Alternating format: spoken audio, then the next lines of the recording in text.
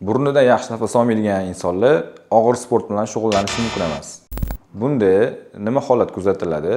Og'ir mehnat bilan shug'ullangan insonlarda qonda kislorod miqdori keskin tushadi.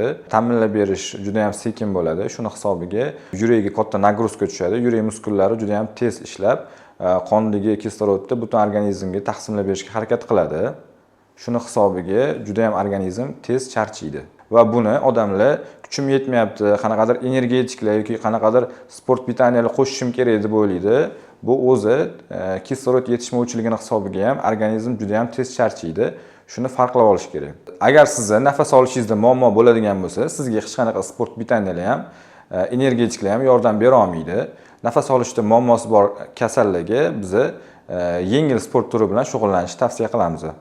Siz qaysi sport turi bilan shug'ullanasiz? Izohlarda yozib qoldiring. Bu videoni sportsmen do'stingizga yuborib qo'ying.